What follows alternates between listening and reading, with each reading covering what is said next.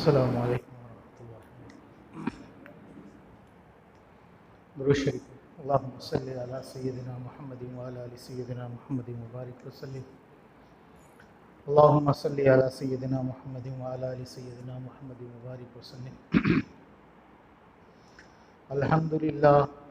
अल्हम्दुलिल्लाह नहमदुहु व नस्तईनुहु व नस्तगफिरुहु व नु'मिनु बिही व नतवक्कलु अलैहि व नऊज़ु बिल्लाहि मिन शुरूरि अनफुसिना व मिन सय्यिआति अमालिना मन यहदिहिल्लाहु फला मुदिल्ल लहु व मन युद्लिलहु फला हादिय लहु व नशहदु अन ला इलाहा इल्लल्लाह वहदहु ला शरीक लहु व नशहदु अन्न सय्यदना व मौलाना मुहम्मदन अब्दुहु व रसूलुहु अरसलहु बिलहक्कि बशीरन व नज़ीरा व दाइयन इलल्लाहि बिइज़निहि व सिराजन मुनीरा।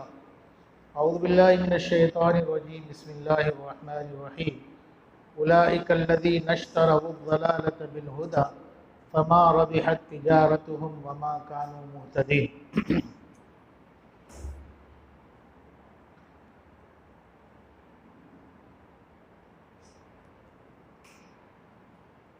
क़ाल रसूलुल्लाहि सल्लल्लाहु अलैहि वसल्लम अरहमु उम्मती बि उम्मती अबू बकर व अशद्दुहुम फ़ी अम्रिल्लाहि उमर व अस्दक़ुहुम हयाअन उस्मान व अक़वाहुम अली।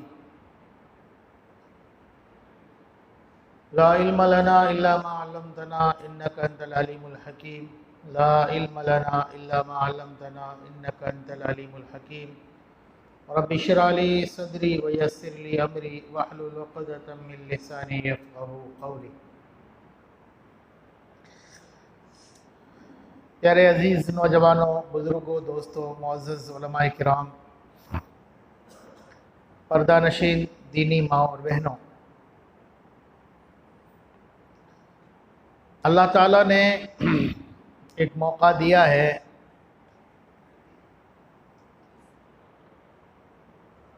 दीन की मजलिस की निस्बत से अल्लाह ताला हमें हक़ बात समझने की और हम सब को मिलकर उस पर अल्लाह अमल की तौफीक अता फरमाए। अल्हम्दुलिल्लाह हम मुसलसल हर साल की तरह इस साल भी कुछ सालों से हम हर साल आपको इस मुहर्रम के उन्वान पर जो बातें शरीयत से ताल्लुक़ रखने वाली है, जिन बातों पर अमल करने से इंसान को अजर भी मिलता है, नेकी भी मिलती है और सुन्नत को ज़िंदा करने का सवाब भी मिलता है, हम आपको वो चीज़ें जो शरीयत से साबित हैं, जिसको उलमा अहले सुन्नत वल जमात ने सनदन अहादीस के हवाले से बयान किया है, वो बातें हम आपको बता रहे हैं। अब अगर उन्हीं बातों पर हम अमल करेंगे, उन बातों पर अपने आप को डालने की कोशिश करेंगे, तो इंशाअल्लाह अल्लाह ताला हमें सही बात पर अमल करने का अल्लाह अजर अता फरमाए। लेकिन अगर हम बातें तो सही सुने, क्या सुने, बातें तो सही सुने और अमल हमारा खिलाफ हो, तो फिर हमारे ऊपर सज़ा बढ़ जाती है। हम ज़्यादा सज़ा के मुस्तहिक हो जाते हैं कि एक आदमी अनजाने में कोई काम करे कि मालूम नहीं था और कर लिया, तो एक आदमी को मालूम पड़ जाए। जैसा आप सुनोगे मसला है कि एक आदमी रोज़े से है, कैसे है, रोज़े से, रोज़ेदार है, उसको मालूम है, याद है कि मेरा रोज़ा है, क्या है, और ये भी मालूम है कि रोज़े के अंदर खाना पीना क्या है, हराम है। जानबूझकर इल्म भी है कि मैं रोज़े से हूँ और इसका भी इल्म है कि मैं रोज़े के अंदर क्या है, खाना पीना क्या है, रोज़े में हराम है, तो याद भी है, मसला भी मालूम है, फिर भी अगर खाए तो आप उलमा किराम से पूछ लेना इसकी क्या सज़ा है। एक रोज़ा इस तरह है कि मालूम भी है कि मैं रोज़े से हूँ और इसको ये भी मालूम है कि रोज़े की हालत में खाना क्या है, हराम है, नाजायज़ है, नहीं खाना चाहिए, खाने से रोज़ा टूट जाएगा, फिर भी खा ले, तो फिर एक तो गुनहगार होगा रोज़ा तोड़ने का, दूसरा इसकी सज़ा में उसको 60 रोज़े रखने पड़ेंगे लगातार, एक भी रोज़ा बीच में छोड़ नहीं सकता। ये सज़ा है। क्यों? कि तूने जानबूझकर इल्म होते हुए गलत काम किया।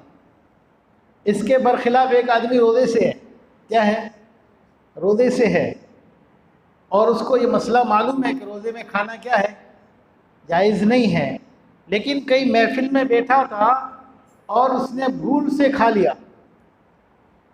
कैसे खा लिया? भूल से खा लिया, और उसको वहाँ तक एहसास नहीं हुआ कि उसने खाकर अपना पेट भर लिया। लेकिन जब वो खाने से उठ रहा है या हाथ धो रहा है तो उस वक्त कोई उसको याद दिला रहा है, अरे तुम्हारा रोज़ा नहीं? उस वक्त ला हौल वला कुव्वता इल्ला बिल्लाह, अरे मेरा तो रोज़ा था। उलमा से पूछ लेना इसका रोज़ा टूटा कि नहीं। मसला है, आप उलमा से पूछना इसका रोज़ा टूटा कि नहीं, तो सारे उलमा आपको यही फतवा देंगे कि इसका रोज़ा नहीं टूटा, इसका रोज़ा सलामत है। क्या है? अब इसको 60 रोज़े रखने की भी ज़रूरत नहीं है, इसको ये रोज़ा तोड़ने की भी इजाज़त नहीं है। ये रोज़ा मुकम्मल करे, चाहे इसने पेट भर के खाना खा लिया है, लेकिन ये शाम को रोज़ा खुलेगा, ये रोज़ेदार ही कहलाएगा। क्यों? कि इसने भूल से खाया है। कैसे खाया है? भूल से खाया है, तो इसके रोज़े पर कोई फ़र्क, लेकिन जानबूझकर तो सज़ा है। पहले एक इंसान गलत काम कर रहा है, क्या कर रहा है, लेकिन जब उस गलत काम का इसको इल्म हो गया कि भाई ये गलत है, उसको इल्म मिल गया है, उसको जानकारी मिल चुकी है कि ये चीज़ गलत है और ये शरीयत में नाजायज़ है, इसको करना मेरे और आपके लिए हराम है, जानने के बावजूद अनजान बन के करना, या जानने के बावजूद यूं कि भाई क्या करें मजबूरी है, तो उलमा से पूछो। फिर किसी हराम काम को हराम जानते हुए जब आदमी ये करता है ना, तो फिर वो बहुत बड़े जुर्म के अंदर दाखिल हो जाता है। जैसे एक आदमी को मालूम है कि बगैर वजू के नमाज पढ़ना क्या है, बगैर वजू के नमाज पढ़ना हराम है, और आदमी को कुफ्र तक पहुंचा देता है कि अगर आदमी जानता है कि मेरा वजू नहीं है, मालूम भी है कि मेरा वजू नहीं है, फिर भी बगैर वजू की नमाज पढ़ ले कि चलेगा, तो ये कुफ्र में चला जाएगा। कहाँ चला जाएगा? कि इसने नमाज की तौहीन की। किसकी तौहीन की? अल्लाह के एक फरीज़े की तौहीन की। मुझे और आपको बहुत ज़्यादा चौकन्ना और होशियार रहने की ज़रूरत है कि जब एक चीज़ हमारे इल्म में आ चुकी कि ये चीज़ हमारी शरीयत में जायज़ नहीं है, इसका शरीयत से ताल्लुक़ नहीं है, शरीयत इसको हराम करार दे रही है, तो फिर उसको करना, या जैसे मसला है, आप लोग बैठे हो, सूद शरीयत में क्या है? हराम है ना। सूद जिसको ब्याज कहते हैं, क्या कहते हैं? हराम है। लेना भी हराम है, देना भी हराम है। अब एक तो दे रहा है, एक ले रहा है, अब तीसरा आदमी इन दोनों की लेन देन को लिख रहा है। आपने लिया, इन्होंने दिया, मैंने लिखा, और चौथा आदमी इन तीनों पर गवाह बन रहा है कि इसने लिया, इसने दिया, उसको इसने लिखा, इसका मैं गवाह हूं। उलमा को पूछो गुनहगार चारों है कि नहीं? सूद देना भी हराम, सूद लेना भी हराम, सूद का लिखना भी हराम, सूद का गवाह बनना भी हराम। ये चीजें मेरे और आपके जहन में बिठाने की जरूरत है।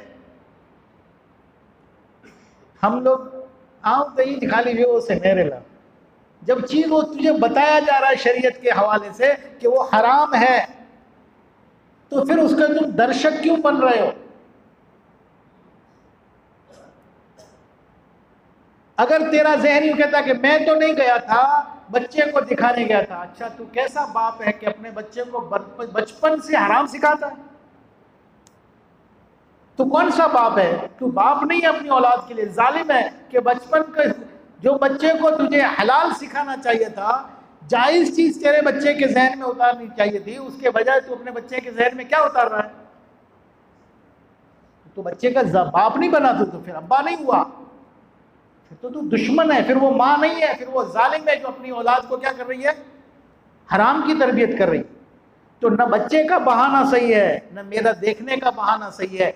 जब एक चीज मुहक्कक हो चुकी है कि ये शरीयत में क्या है, भाई हराम है ये,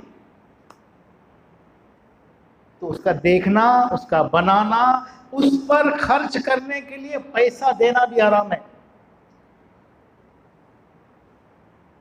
अगर कोई आदमी यूं कह रहा है कि हमें, बहुत सारे लोग आएंगे आपके पास पैसे लेने के लिए, इसको रोगन करना है, कलर करना है, इसमें फर्नीचर लगाना है या फलाना करना है, और आप सखी दाता बन के दोगे ना, तो ये आपके पैसे हराम में जा रहे हैं। वहां से जितना हराम जिंदा होगा उसके आप मुजरिम हो। हराम में मदद करने की शरीयत ने इजाजत नहीं दिया, कुरान ने बिल्कुल मना किया है। कुरान ने खास लफ्जों में, हाँ नेकी का काम है, कुरान ने कहा मददगार बनो, तावनु अलल बिर्रि वत तक़वा, नेकियों का काम है, तकवे का काम है, मदद करो एक दूसरे की, नुसरत करो, नुसरत का ऐलान करो। क्या करो? नेकी का काम है, भलाई का काम है, तकवे का काम है, कहीं से गुनाहों से बचने का काम हो रहा है। कोई कमेटी ऐसा काम कर रहा है कि लोगों को गुनाहों से बचने का इंतजाम हो रहा है, तो कुरान क्या कह रहा है? अलल ऐलान मदद करो। क्या करो? सपोर्ट में आओ, अलल ऐलान सपोर्ट में आओ। तावनु अलल बिर्रि वत तक़वा वला तावनु अलल इस्मि वल उद्वान। गुनाह के मसले में, नाजायज मसले में, हराम काम में बिल्कुल मदद मत करो। वला तावनु, कोई मदद नहीं, जहनी मदद भी नहीं, मशवरे की मदद भी नहीं, सलाह की मदद भी नहीं। नाजायज काम के लिए अगर मेरे पास सलाह है, अकल है मेरे पास, मेरा मशवरा बहुत बड़ी अहमियत रखता है, या मेरे मशवरे में बहुत बड़ी दानाई और बहुत गहराई होती है, और मेरी एक राय लोगों के मसले हल कर देती है, शरीयत आपको कहती है नाजायज काम में कभी सलाह भी मत देना। कोई आदमी नाजायज काम करने जा रहा है, हराम काम करने जा रहा है, चाहे आपके अकल में बहुत बड़े बड़े आइडिया आ रहे हों उसको कामयाब करने के, कभी मत राय देना। अगर आपने नाजायज मामले में राय दी और उस राय पर अमल हो गया और काम कामयाबी तक पहुंच गया, तो उसके बानी और बुनियाद रखने वाले आप हैं। उसके बानी आप कहलाएंगे, उसकी बुनियाद रखने वाले आप कहलाएंगे। कि आपकी जैसे अल्लाह के रसूल सल्लल्लाहु अलैहि वसल्लम ने दीन की जब दावत दी और कुफ्फार तंग आ गए, क्या आ गए? हुजूर की दावत दिन ब दिन बढ़ रही, दिन ब दिन बढ़ रही, दिन ब दिन रोज लोग ईमान में आ रहे, लोग ईमान में आ रहे, समझ में नहीं आ रहा इनको कैसे रोका जाए। मक्के वाले हैरान हो गए कि इसको कैसे रोका जाए, कोई उनकी तदबीर काम नहीं आ रही।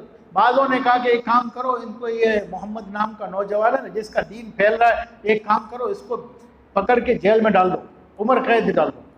तो लोगों ने कहा कि उम्र कैद में डालोगे तो जितने लोग दूसरे मुजरिम जेल में जाएंगे तो वो जेल वाले मुसलमान हो जाएंगे, वो तो अंदर मेहनत करेंगे तो अंदर वाले ईमान कबूल करेंगे, फिर अंदर वाले ईमान में आ गए तो वो अपने रिश्तेदारों को बताएंगे, तो वो तो फिर जेल से ईमान घरों तक पहुंच जाएगा। ये भी तदबीर खराब है। कहने लगे फिर यहाँ से निकाल दो, मक्के से निकाल दो, किसी और जगह भेजो। कहने लगे जिस जगह जाएंगे वहाँ दीन की मेहनत करेंगे, वहाँ से दीन फैलेगा, वहाँ से लोग ताकतवर हो जाएंगे तो वो हमारे ऊपर हमला करेंगे। क्या किया जाए? तो अब पढ़ो हदीस में, उलमा से पूछो। इस मौके पर जब ये उलझनों में पड़े हुए थे ना, तो शैतान आया बुजुर्ग की शक्ल में, देखा कि मेरे दोस्त हैरान हो रहे हैं, इनको समझ में आ नहीं रहा है, चलो जाके सलाह देकर आ जाओ। जितने लोग शिर्क में मुब्तला है ना, वो शैतान के दोस्त है, शैतान की कमेटी है वो।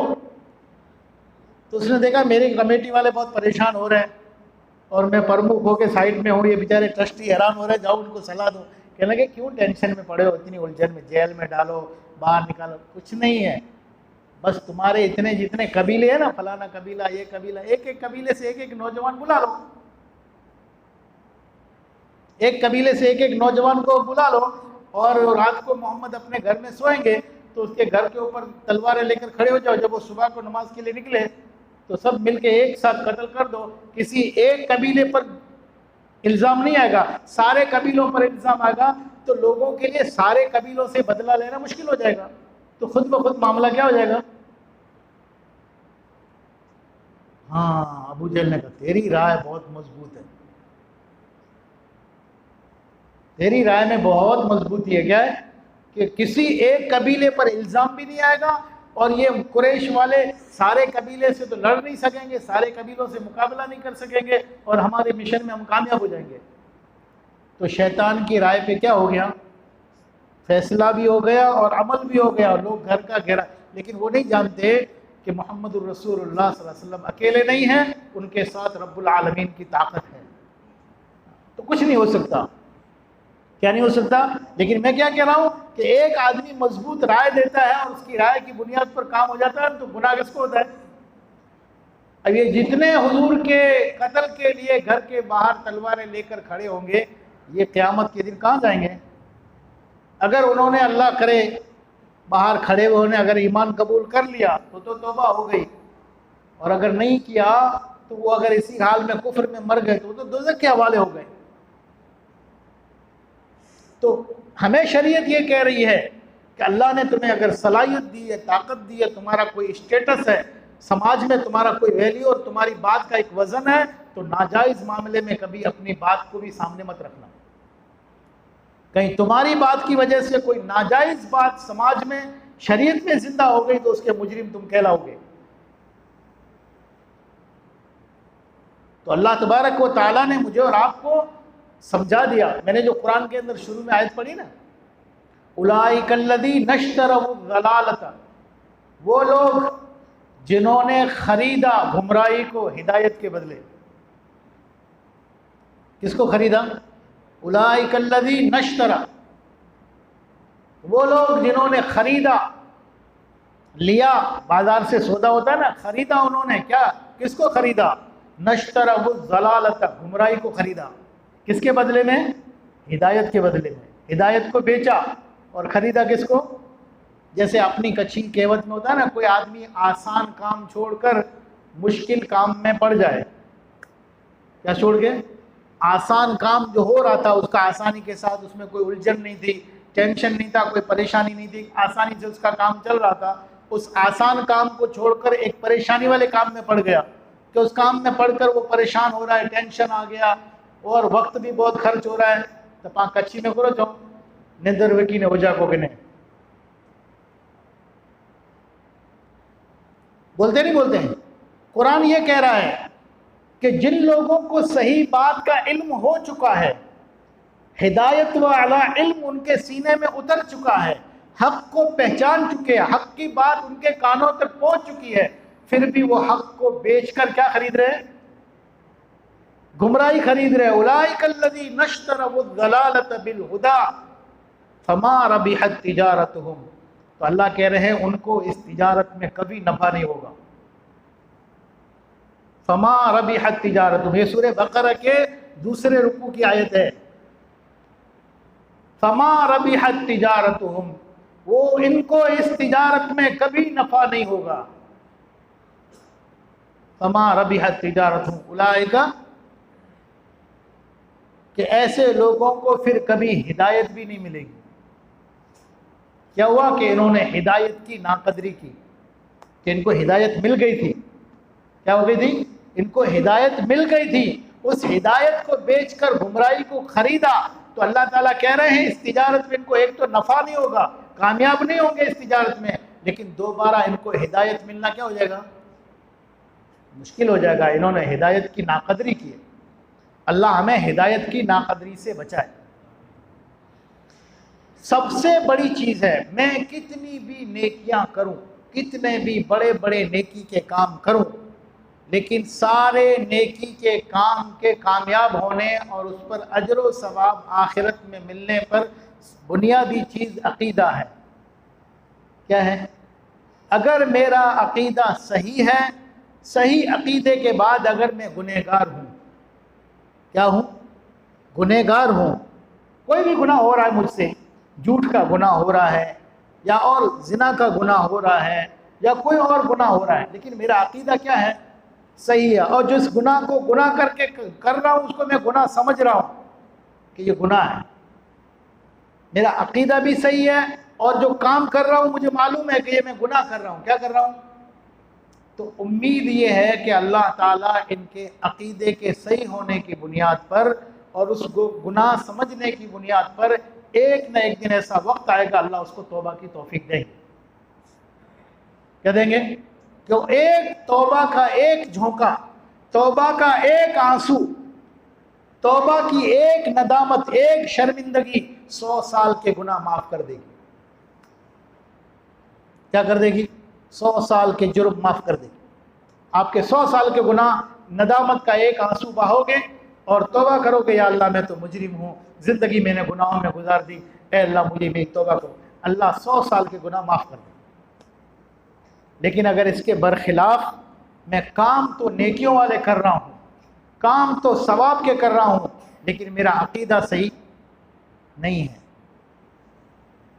गलत अकीदे के साथ नेकी कर रहा हूँ, गलत अकीदे के साथ सवाब का काम कर रहा हूँ, काम तो हो जाएगा लेकिन मेरे नामा आमाल में एक भी नेकी लिखी हुई नहीं होगी। क्योंकि आमाल के कबूल होने के लिए, आमाल पर अजर मिलने के लिए अकीदे का सही होना सबसे पहली चीज़, बुनियादी चीज़ है। और हम आपको इस मजलिसों की वजह से ये फिक्र करते हैं, कोशिशें करते हैं कि किसी हद तक आपका अकीदा, हम सब की सोच सही हो जाए। क्या हो जाए? सिर्फ टाइम पास करना नहीं है, हक बात आप तक पहुंचाना हमारी जिम्मेदारी है। हदीस में आता है अगर कोई आदमी आलिम दीन हक बात जानता है और देख भी रहा है कि कौम गलत रास्ते की तरफ जा रही है, कौम गलत काम कर रही है, उम्मत गुनाहों में मुब्तला हो रही है, और मैं हक बात जानता हूँ फिर भी मैं उनको रोकता भी नहीं और हक बात बताता भी नहीं, तो सबसे पहले क़यामत के दिन उस आलिम को जहन्नम की लगाम चढ़ाई जाएगी, दोज़ख की लगाम उसके मुंह पर चढ़ाई जाएगी और सबके सामने उसको ये सजा दी जाएगी। जब पूछा जाएगा या अल्लाह इसकी ज़बान पर, इसके मुंह पर ये दोज़ख की लगाम क्यों चढ़ाई गई, तो अल्लाह ताला कहेंगे ये ऐसा मुजरिम है कि ये दुनिया में हक जानता था और इसकी नज़रों के सामने लोग गुमराही की तरफ जा रहे थे और ये हक कह सकता था, फिर भी इसने हक बात छुपाई, जिसके जुर्म में उसको जहन्नम की लगाम चढ़ाई जाए। जानने के बाद उम्मत को हक बात न बताना ये बड़ा जुर्म है। उम्मत तो छूट सकती है, कोई आदमी अगर नादानी में, जहालत में कोई काम कर रहा है और कल क़यामत के दिन अगर पूछा जाए तो यूँ अगर कहे कि अल्लाह मेरे पास इल्म नहीं था, मुझे कोई समझाने वाला नहीं आया था, मुझे कोई बताने वाला नहीं आया था, उम्मीद है, हो सकता है कि अल्लाह ताला के इल्म में, अल्लाह तो जानता है कि ये कह रहा है सही कह रहा है या गलत कह रहा है। अगर गलत कह रहा होगा तो अल्लाह तो फ़ौरन नबी ले आएंगे। हदीस में आता है कि ईसा अला नबीना अलैहिस्सलातु वस्सलाम, इनको ईसाइयों ने खुदा बना दिया। क्या बना दिया? कि ईसा अलैहिस्सलाम अल्लाह के बेटे हैं, मरियम अल्लाह की क्या है, नऊज़ बिल्लाह, मरियम अल्लाह की क्या है, बीवी है। और वो एक खुदा नहीं मानते, वो 3 खुदा मानते। कितने मानते हैं? एक अद्दा और ओरिजिनल अल्लाह, दूसरा उनका बेटा कौन, ईसा, और तीसरा नऊज़ बिल्लाह। ये अकीदा गलत है, ये कुफ्र है। क्या है ये कुफ्र है, इस्लाम में नहीं है। ईसा अलैहिस्सलातु वस्सलाम अल्लाह के बंदे हैं और अल्लाह ताला ने पाक मरियम के पेट से अल्लाह ने अपनी कुदरत से पैदा किया है। अल्लाह ने अपनी कुदरत दिखाई है कि जैसे मैं आदम को बगैर माँ बाप के पैदा कर सकता हूँ और हव्वा को बगैर बाप के पैदा कर सकता हूँ, ऐसे अल्लाह ने कुदरत दिखाई कि मैंने ईसा को बगैर बाप के पैदा किया। लेकिन ईसा अलैहिस्सलातु वस्सलाम अल्लाह के बंदे हैं, पैगंबर हैं, नबी हैं, उनको किताब मिली है, ये हम सब का अकीदा होना ज़रूरी है। लेकिन कि कुरान में है 7वें पारे के अंदर अल्लाह ताला हज़रत ईसा अलैहिस्सलातु वस्सलाम से कहेंगे कि ईसा, क्या तूने अपनी उम्मत को कहा था कि मुझे खुदा मानो? अल्लाह कहेंगे क्या तुमने इनको कहा था कि मुझे खुदा मानो, मुझे रब मानो, मैं अल्लाह का बेटा हूँ? ईसा अलैहिस्सलातु वस्सलाम कहेंगे अल्लाह ऐसी बात मैं कैसे कह सकता हूँ जिस बात का मुझे इख्तियार नहीं है। ऐसी बात मैं कैसे कह सकता हूँ, ऐसी मैं दावत कैसे दे सकता हूँ जिसका मुझे इख्तियार नहीं है। या अल्लाह तू तो सीनों को जानता है, दिलों को जानता है, मेरी सारी बातें तेरे इल्म में है। मैंने क्या कहा, कब कहा, किसको कहा, तेरे तो इल्म में है या अल्लाह। मैंने तो किसी को मुझे रब मानने को नहीं कहा है, मेरी माँ को रब मानने को नहीं कहा है। ये खुद गुमराही में गए हैं। क्या गए हैं? फिर तो उनके पास, कौम के पास हुज्जत ही नहीं है ना, जब नबी ने कह दिया कि मैंने तो नहीं कहा। लेकिन अगर किसी के पास वो भी गवाह ना हो तो उम्मीद है कि जैसे बहुत सारे लोग हैं जो नबियों से पहले ही गुनाह वाली जिंदगी गुजार के चले गए, उनके अंदर कोई नबी नहीं आया। क्या नहीं आया? कोई पैगंबर ही नहीं आया। तो उनके बारे में तो उलमा ने लिखा है अल्लाह क्या फैसला करेगा अल्लाह ही जानता है। उनके पास कोई नबी आया ही नहीं और उनकी जिंदगी ऐसी गुजर गई और मौत आ गई, तो फिर उनका क्या हश्र होगा वो तो अल्लाह जाने। अल्लाह के इल्म में, अल्लाह उनके साथ जो मामला करे, अल्लाह को कौन पूछने वाला है। लेकिन जिनके पास नबी आ चुके और इस दौर में, क्योंकि अल्लाह के रसूल पर नबूवत ख़त्म हो गई, अब क़यामत तक कोई नबी नहीं आएगा, तो नबूवत का दरवाज़ा तो बंद है, लेकिन नबूवत का काम बंद नहीं है। आज गाँव गाँव, गली गली उलमा आ रहे हैं, नबी के वारिस आ रहे हैं, लोगों के घर घर जाकर नबी का दीन बता रहे हैं लोगों को। तो कोई इस दौर में इंसान नहीं कह सकता कि मुझे मालूम नहीं है, मुझे कोई समझाने वाला नहीं आया। हम सबके पास इल्म है, सब जानते हैं। तो अल्लाह तबारक व तआला हम सबको जो एक समझ दी है, हम उस समझ का इस्तेमाल करें। क्या करें? हम समझ का इस्तेमाल करें। और जैसे मैंने कहा ना, ये हमारी मजलिसें हैं, इन मजलिसों में हम अपने अकाइद को भी दुरुस्त करें, अपने आमाल को भी सही करें। मुहर्रम की लाइन से जो नेक आमाल हैं जो करने के इंशाल्लाह आगे आएंगे, तो मुहर्रमुल हराम के जो रोज़े आते हैं उनके बारे में इंशाल्लाह फजीलत पर बात आएगी। इसके अलावा मुझे और आपको, आप सल्लल्लाहु अलैहि वसल्लम की एक हदीस है कि जो आता ना, अस्सहाबी कन नुजूम, मेरे साथ सारे सहाबा सितारों के मानिंद है, जिसकी भी इत्तिबा करोगे हिदायत को पहुंच जाओगे, हिदायत को पालोगे, राह रास्त तक पहुंच जाओगे। इसका मतलब ये है कि अगर मैं इत्तिबा एक सहाबी की कर रहा हूँ, क्या कर रहा हूँ? एक सहाबी की मैं इत्तिबा कर रहा हूँ। अल्लाह के नबी ने तो कहा है सारे सहाबा किसी की भी इत्तिबा करोगे तुम हिदायत को पहुंच जाओगे।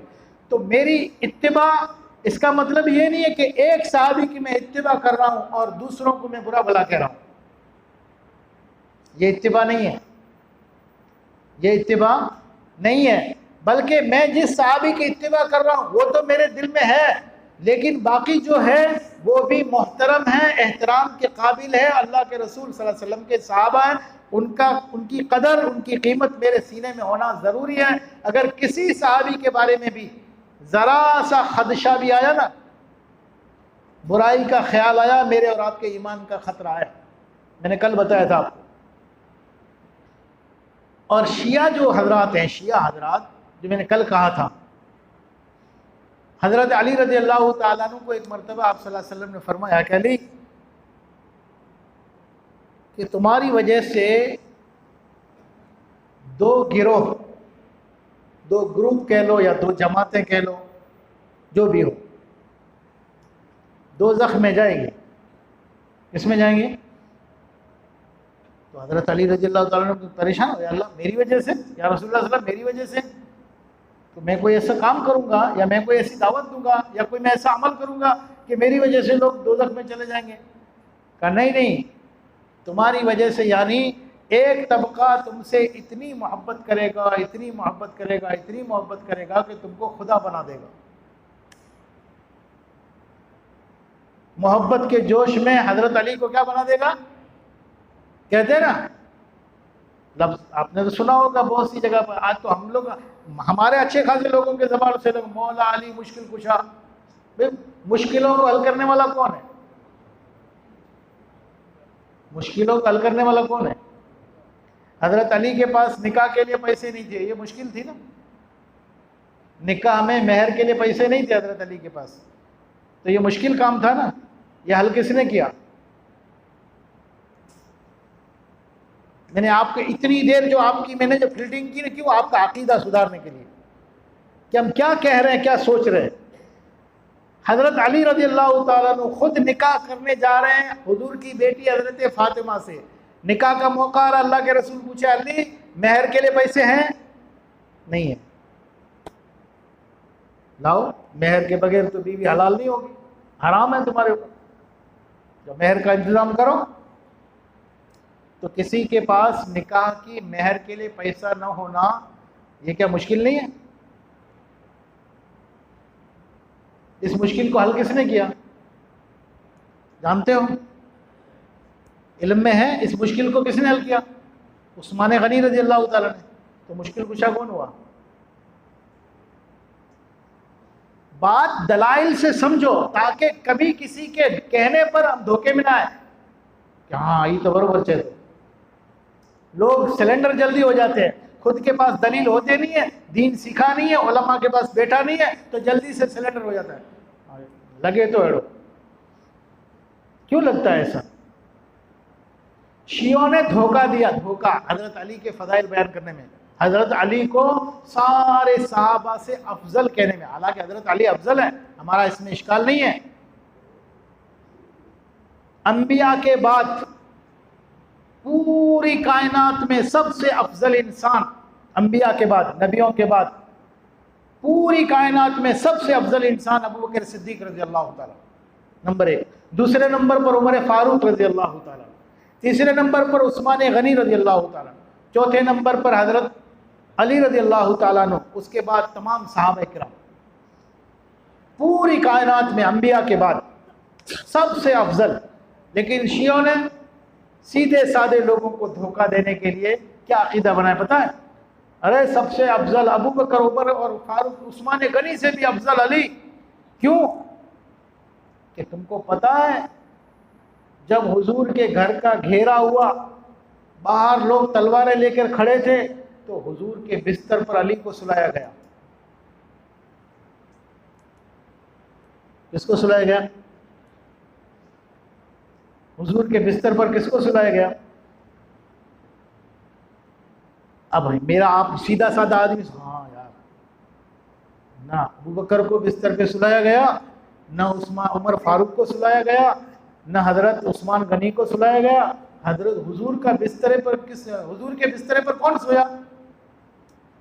हुजूर के हुजरे में हुजूर के बिस्तर पर कौन सोया? बोलो ना यार, शर्मा मत, तकरीर मत समझो। मैं आपको एक बात, आपका जहन बनाना चाहता हूँ। वो करबला की लड़ाई बड़ाई बहुत सुन ली आपने, इसको मारा उसको मारा, प्यासा, ये बहुत हो गया। कुछ अकायद की बात सुनो, हकीकत की बात सुनो कि अल्लाह इस उम्मत के नौजवानों का ईमान बचा ले। अब सीधा साधा आदमी तो कह सकते हाँ हुजूर के बिस्तर पर कौन सोया? अच्छा मैं आपको पूछता हूँ, हुजूर ने हजरत अली को अपने बिस्तर पर क्यों सुलाया? अब मैं आपको बताना चाहता हूँ। वो तो इतना ही कहकर खामोश हो जाते हैं कि हुजूर के बिस्तर पर कौन सोए? अबू बकर को हुजूर का बिस्तर नसीब नहीं हुआ, हुजूर के बिस्तर पर कौन सोया? अभी एक साथी, शायद आप थे या नहीं थे, उन्होंने एक बात बताई और गूंज की बात बताई। किसकी? परे की नहीं। स्कूल में बच्चों का जहन कैसे बनाया जा रहा है। ड्राइवर ने बस बंद कर दी। क्या कर दी? बस बंद कर दी।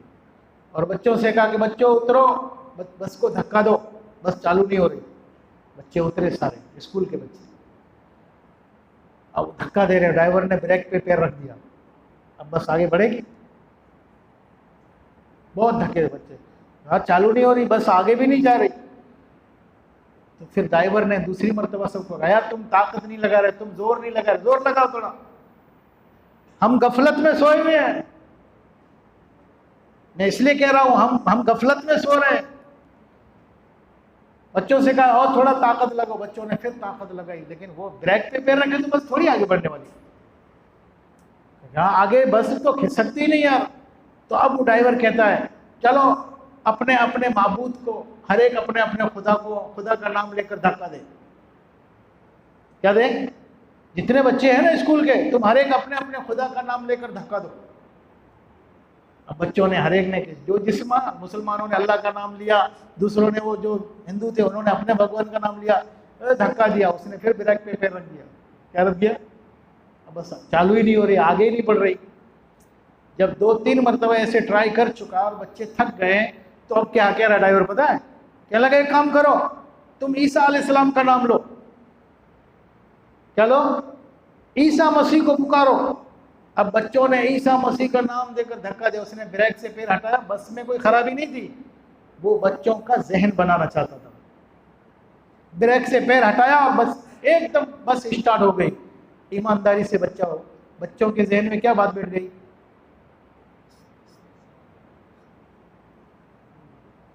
वो बच्चा कोरी सिलेट है, उसको पता नहीं है। वो सोने की टिकिया चॉकलेट पे दे के आ जाता है। उसका बचपन में जहन बन गया कि मेरे खुदा से बस चालू नहीं हुई। वो कह रहा मेरे भगवान से बस चालू नहीं है। किसने की बस चालू? हाँ, यूं लोगों का जहन बिगाड़ा जा रहा है, यूं लोगों का अकीदा बच्चों का खराब किया जा रहा है। तो ईसा, ये शियों ने ये प्रोपेगेंडा बनाया। ईसा, हजरत अली रज़ी अल्लाह ताला अन्हु को हुजूर के बिस्तर पर सुलाया, इसलिए सारे सहाबा, बल्कि सबसे अफजल कौन है मैं आपको बताऊं, हजरत अली को हुजूर ने क्यों सुलाया? कि हुजूर के घर में काफिरों की अमानत थी। हुजूर के घर में काफिरों की अमानतें थी। हजरत अली को बुलाया, अली मेरे घर में मेरे बिस्तर पर सो जाओ, काफिरों की अमानत अदा करके आना। और मोहम्मद रसूलुल्लाह किसकी अमानत है?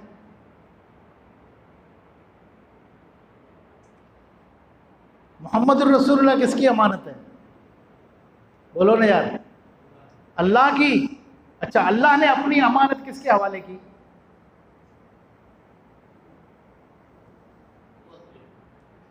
अल्लाह ने अपनी अमानत किसके हवाले की?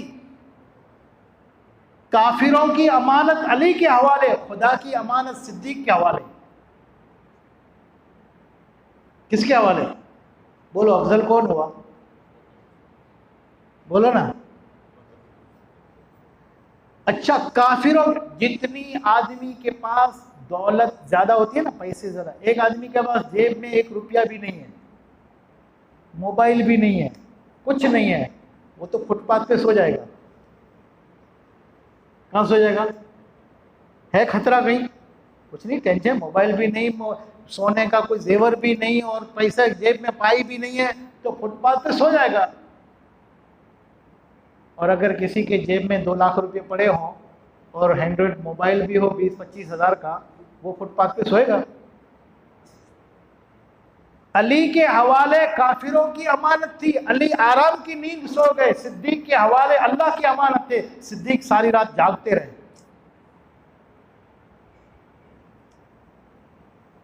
अली मुर्तदा मोहम्मद रसूलुल्लाह के बिस्तर पर सोए। तुमने कह दिया हजरत अली सबसे ज्यादा अफजल, मैं कहता हूं सिद्दीक अकबर की गोद में मोहम्मद रसूलुल्लाह सोए। सिद्दीक अकबर की गोद में कौन सोए?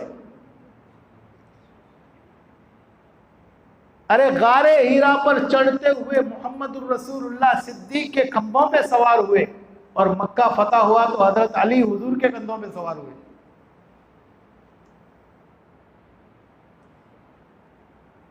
अपने जहनों को तालीम दो कि हाँ, बेशक हजरत अली हुजूर के बहुत करीबी हैं, रिश्तेदार भी हैं।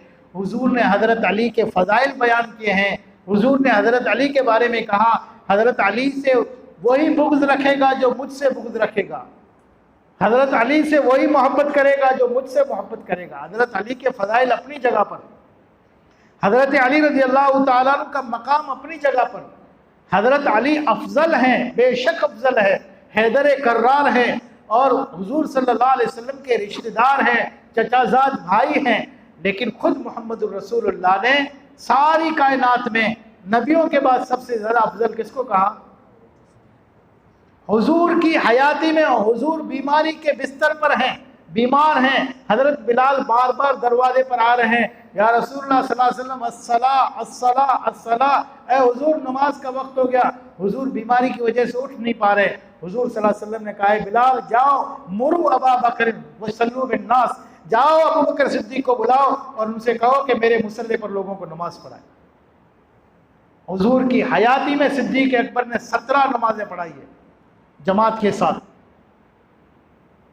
अब मैं लाख कोशिश करूं हजरत अबू बकर सिद्दीक को गिराने की, क्या होता है जिसको मोहम्मद रसूलुल्लाह ने अपनी हयाती में मुसल्ला दे दिया और उस मुसल्ले पर किसी का एतराज नहीं, न सिद्दीक का एतराज है, न अली का एतराज है, न उमर फारूक का एतराज है, न उस्मान गनी का एतराज है, न 1.25 लाख सहाबा पर एतराज, किसी ने एतराज नहीं किया। सब ने हजरत सिद्दीक को अपना इमाम मोहम्मद रसूलुल्लाह की हयाती में मान लिया। तो आज दुनिया का कोई गुनहगार सिद्दीक को गिरा, इससे थोड़ी सिद्दीक का मर्तबा हल्का हो। सिद्दीक तो सिद्दीक है। कायदा क्या होता है पता है? जो ज्यादा थके ज्यादा चले, जो ज्यादा थके ज्यादा चले, आराम उसी को करना चाहिए ना, है कि नहीं? आराम किसको करना चाहिए? सोना किसको चाहिए? पैदल सिद्दीक चले, हुजूर के साथ पैदल कौन चले? सिद्दीक चले। गार पर हुजूर को कंधों पर बिठाकर ऊपर 4.5 किलोमीटर का ऊंचाई है गारे हिरा की। हम सुबह की फजर की नमाज पढ़ के चढ़े थे, अल्लाह ने वो जगह नसीब की, वहां पहुंचना का अल्लाह ने मुकद्दर किया। सुबह फजर की नमाज पढ़ के चढ़े थे, 9:30 बजे गार पे पहुंचे। और अभी वो तो सहूलत है कि कुछ वहाँ लोग मजदूर है, उन्होंने सीढ़ियाँ भी बना दी है, रास्ता भी बना दिया है, और बीच में 3 होटलें आती है जहाँ पर तुम ठंडा पी सकते हो, चाय पी सकते हो, पानी पी, फिर जाके हम वहाँ पहुँचे। सिद्दीक के वक्त में तो कुछ भी नहीं है, दरख्त हैं, कांटे हैं, नोकीले पत्थर है। इन पत्थरों के बीच में हुजूर को कंधे पर बिठाकर 4.5 किलोमीटर ऊपर चढ़ के हुजूर को गार में जब पहुंचे, तो कायदा तो अकल तो ये कहती है कि सिद्दीक को सोना चाहिए, मोहम्मद रसूलुल्लाह को जागना चाहिए, लेकिन नहीं का नहीं, ये अल्लाह की अमानत है। सिद्दीक जागेगा, मोहम्मद रसूलुल्लाह मेरी गोद में सोएगा। सिद्दीक सारी रात जागे हैं और मोहम्मद रसूलुल्लाह उनकी गोद में सोए हैं। अमानत बड़ी है, बड़ी अमानत होती तो नींद नहीं आती। अमानत बड़ी हो ना, अपने पास बड़ी अमानत हो तो फिर नींद नहीं आती। सिद्दीक को नींद नहीं आई कि अल्लाह की अमानत है, खतरा बहुत है, चारों तरफ से इनामात लगे हुए हैं। जाग कर सिद्दीक ने मोहम्मद रसूलुल्लाह का पहरा किया है। सिद्दीक सिद्दीक है, अल्लाह ने उनको मकाम दिया है। अल्लाह हमें उन सहाबा की अजमत नसीब फरमाए, उनके साथ सही अकीदा नसीब फरमाए, और उनकी तालीमात पर अल्लाह ताला हमें दिलो जान से अमल करने की तौफीक अता फरमाए। हर एक सहाबी की अजमत मेरे और आपके सीने में हो। अहले बैत जो अल्लाह के नबी सल्लल्लाहु अलैहि वसल्लम के घर के लोग हैं, अल्लाह उनकी अजमत भी हमारे सीनों में पैदा फरमाए। उनके साथ मोहब्बत ये ईमान का जुज़ है, ईमान का हिस्सा है। जिस तरह अल्लाह के रसूल ने उनसे मोहब्बत करने को कहा है, अल्लाह उस तरह की मोहब्बत हमें नसीब फरमाए। शिर्क से, बुत परस्ती से, नाजायज़ बातों से अल्लाह हमारी हिफाजत फरमाए। व आखिरु दअवाना अल्हम्दुलिल्लाहि रब्बिल आलमीन। अल्लाहुम्मा सल्लि अला सय्यिदिना मुहम्मदिन व अला आलि सय्यिदिना मुहम्मदिन व बारिक व सल्लिम। रब्बना आतिना फिद दुनिया हसनतन व फिल आखिरति हसनतन व क़िना अज़ाबन नार व क़िना अज़ाबल क़ब्र व क़िना अज़ाबल हश्र व क़िना फ़ितनति मसीहिद दज्जाल। रब्बना इग़फ़िर लना ज़ुनूबना व कफ़्फ़िर अन्ना सय्यिआतिना व तवफ़्फ़ना मअल अबरार या अज़ीज़ या गफ़्फ़ार। अल्लाह रहम का, करम का, आफ़ो का, आफ़ियत का, दरगुज़र का मामला फरमा। अल्लाह ख़ताओं को माफ़ फरमा, लग़ज़िशों को माफ़ फरमा, कोताहियों को माफ़ फरमा। हमारी दुआओं को महज अपने फ़ज़ल व करम से कबूल फरमा। बीमारों को शिफा अता फरमा, बेरोज़गारों को हलाल रोज़ी अता फरमा, बेऔलादों को नेक साले औलाद अता फरमा। सुब्हान रब्बिक रब्बिल इज़्ज़ति अम्मा यसिफ़ून व सलामुन अलल मुरसलीन वल्हम्दुलिल्लाहि रब्बिल आलमीन बिरहमतिका।